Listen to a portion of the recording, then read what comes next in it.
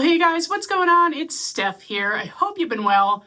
I know I have, and it's time for another metal detecting treasure hunting adventure. In this week's episode, I am flying solo metal detecting in the woods at a spot where I've had sporadic luck in the past. And on this hunt, I found what I would call an impressive mystery, but more on that later. Because before we get started, I did want to make a couple of event announcements since you guys are always asking where I'm going to be and when. And it so happens I will be at DIGSTOCK 11 and 12 in December and March for the Native American Pit Dig and the metal detecting event. At the metal detecting event in March, myself along with a number of other YouTubers will be there. So if this is your thing, YouTube, digging, all that, and you want to meet all of us, make sure you come on by and say hello. And if you still need tickets, check out the description below. I have a link there so you can go right to the event page and purchase whatever you might want to. It's always a blast, and I hope to see some of you there. Now, without wasting any more time, let's hop in. This thing rang up super low. It was like a 20 to 21 on the Manticore. So I didn't film it thinking it was a 22 bullet, and I was wrong. Because right down here, I think we have a little button. I don't think it's a coin. I don't feel a shank, but I mean, it's not the size of any coin I recognize. Unless it's a 3-cent nickel. That'd be pretty cool. Let me clean it up and see what it is. All right, so to me, it's looking like a button. It looks like there's a shank post right there in the center of what I assume is the back.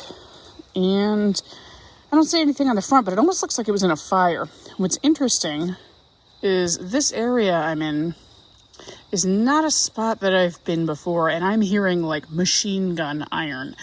So I don't know, there might be a site just behind me up here on the hill. I'm taking it really slow to kind of get a lay of the land here because it could be, you know, a cabin site. I really don't know. But yeah, pretty excited about that. We'll see what happens. Very interesting signal right here. It's a low conductor and it's massive, whatever it is. Look at how big that trace is. I honestly haven't a single clue what that could be, but I'm excited to find out. All right, well, nothing crazy, but it is a relic, one that I find quite a few of. We have parts of an old oil lamp. It still has the little turn knob right there, which would raise the wick up and down. So very, very typical at sites like the one I'm at today. I'm at primarily a Victorian site, if I haven't already said it. So this is something that you would find all the time at a Victorian site, because in those times, not everyone had electricity, obviously. So yeah, pretty cool. All right, well, nothing crazy. Like I said, I find them all the time, but it's possible that we'll actually get a patent date right on this Turner dial right here. I don't think I'm going to be able to see it right now, but if I can, when I brush it off, I'll come back and we'll take a look together. Otherwise, we'll keep moving. Well, this was interesting, so I'm just following along this path here. And I got like a 15 signal on the Manticore, really, really, really low. Popped up with my shovel, and I have it in my hand. I'm not really sure what this is. It was round at one point until it got tacoed like that. Seems to have a hole right here and kind of like a little beveled edge here. I really don't know what it is. I swung it across the coil out of the ground. It's still about a 15. So I don't know, some kind of silvered brass piece. It's cool, whatever it is. I wish I had any idea what it was though. If you guys have any clue, let me know. And per usual, if I get an ID before this video drops, I will let you know. But hey, all right, kind of interesting. We'll continue on. All right, now here's a nice signal. Sorry for the glare. I have to get one of those anti-glare covers. I think you can only get them from the UK, but anyway. Very steady, high 60s, touching 70. Oh yeah, that sounds good. Well, here's something you don't see every day. Although part of it you do if you watch digging videos. So we have a harmonica reed with the other side intact. I think we have the entire harmonica. Usually we just find one of the reeds, but this is the whole flipping thing. Let's see if there's anything else in here. I'm gonna have to fish back with the pinpointer, but I think even part of the wood. That is pretty cool. I have never found a complete harmonica. Normally, like I said, we usually find one of these versus the entire thing, which is interesting because I'm not sure exactly how that happens. You would think that if somebody's going to drop a harmonica, all the pieces would stay in one place, but that's not the case most of the time. So that's actually really cool. And it wasn't very deep, maybe a couple of inches. I was a little off pinpointing, so it was kind of right in that area. But yeah, that is actually really cool. I will gladly take that. I'm a musician, so anything music related is my jam. Pun intended. That was a terrible joke. Okay, let's move on to the next. Very cool. Well, I've got something somewhat interesting here. Right next to that rock there, I was digging a really low conductor. It ended up being kind of a crummy piece of brass. Stood back up, re-swung the hole just in case I hadn't gotten it all. And I got a signal just next to it here. I've already picked it up, but I still don't know exactly what it is. So we're going to take a look together. And let's see. Somewhat decorative. And I don't know if this was originally bent or if it got bent after being in the ground and stepped on or whatever. I'm not really sure what that is, and I don't think I'll figure it out in the field. So if I don't have an idea on the screen, please let me know your thoughts. I mean, I'll brush this down, and if I get any other clues, I'll let you know. But otherwise, be curious to hear what you think. Okay, I think I'm going to have something pretty good here. Let's take a look. It's falling just below that center line. And it sounds sizable, but not like a beer can or something. And it's ringing up a little bit low for a beer can. So hoping for something exciting. Okay, looks like something good. Moment of truth. It is round, but it's quite small. So I don't know if it's a coin. It could be a half cent or a farthing. I'm not sure. Or it could be a button. I do see a shank post on the back. And as far as the front is concerned, I don't see anything, but I'll go off camera, brush it off, and if there's something, I will let you know. Hey, look, a nice high conductor. Wouldn't you know it?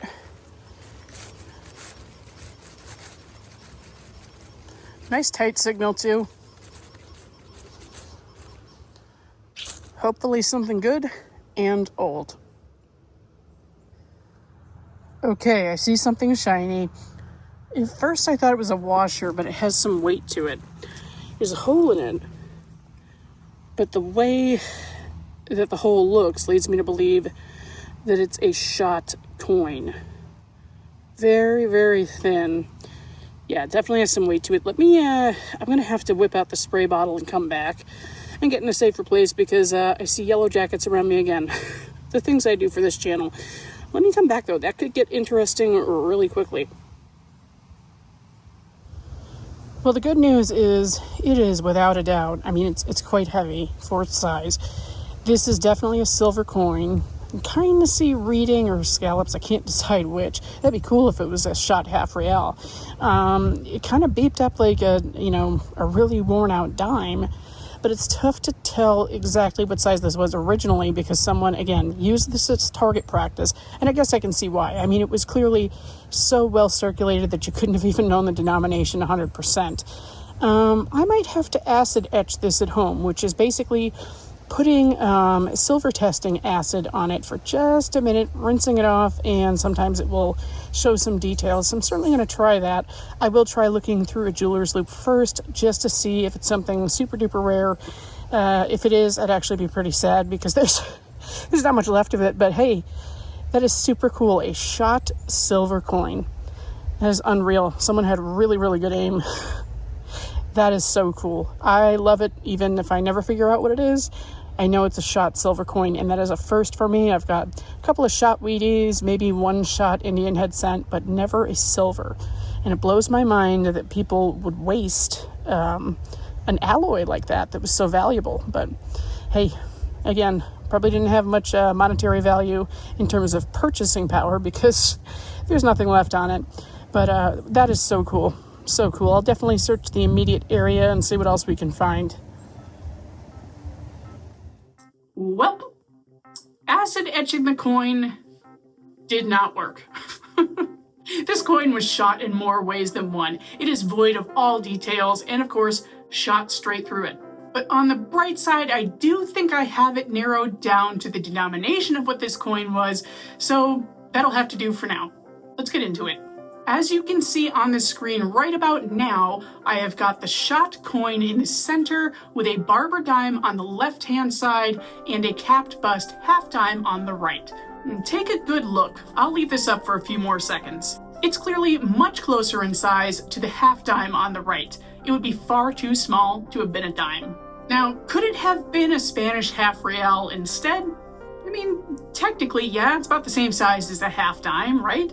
And they were used up until at least 1857, until the Coinage Act put an end to using foreign coins as legal tender in the United States. However, if we take a look at my shot silver coin, which is 1.16 grams, and accounting for the fact, of course, that some of the coin is missing, I am heavily leaning towards a half dime.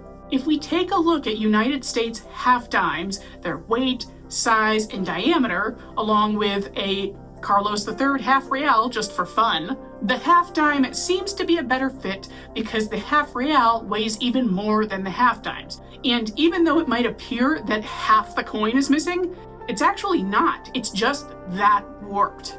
So even though I will never know what this coin is for sure, I'm so stoked to have it because I have never seen a shot half dime before. That's one of the smallest coins the United States ever minted, so somebody was an awesome shot.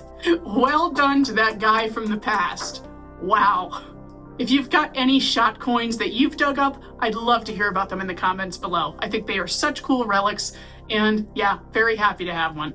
All right, back to the show. All right, I didn't film this one. I had a really nice, tight, solid 50 signal. Good trace, but it was just too difficult to try to film the signal standing up. Anyway, it was not deep at all. I mean, an inch or two. And I think I have a pewter spoon handle. Big, big, big one. Wow. See if we have any design on this whatsoever. It almost appears that it's been flattened. Huh. Well, hey, tough to say what the precise age is. I'm going to go with anywhere from, I don't know, 1800 to 1850, somewhere in that arena, considering where I am at the very moment. But yeah, very cool. If I do see that there's a design here or anything, I'll either come back or I'll put some photos on the screen. But hey, good find, and we'll keep on moving. Well, this sounds pretty good.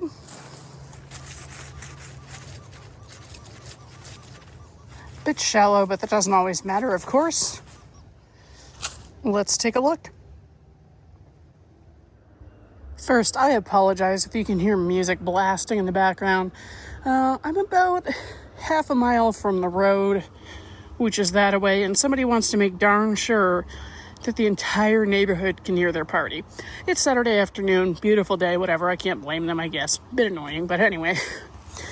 This is what it was. I had to walk away from the hole because the yellow jackets are getting really, really aggressive. This is actually part of a pitch pipe, and it's only the second one I've ever found.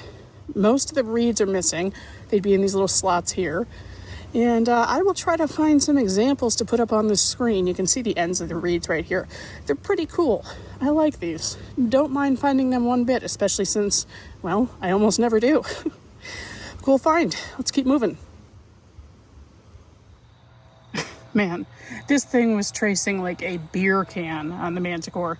It sounded like absolute garbage, so I didn't film it. Probably should have. It's a decent relic. Just flipped it out over here. And we have an ox knob. Oh, you can see the hole right there. That's where the pin would have gone through the ox knob and into the horn.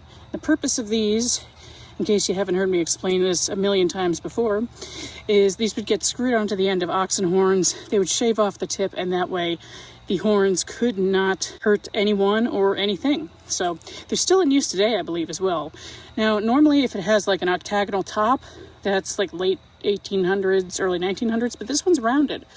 So I would say it's earlier, maybe even 18th century, early 19th century. So, hey, I'll always take one of those. I seem to have a knack for finding them.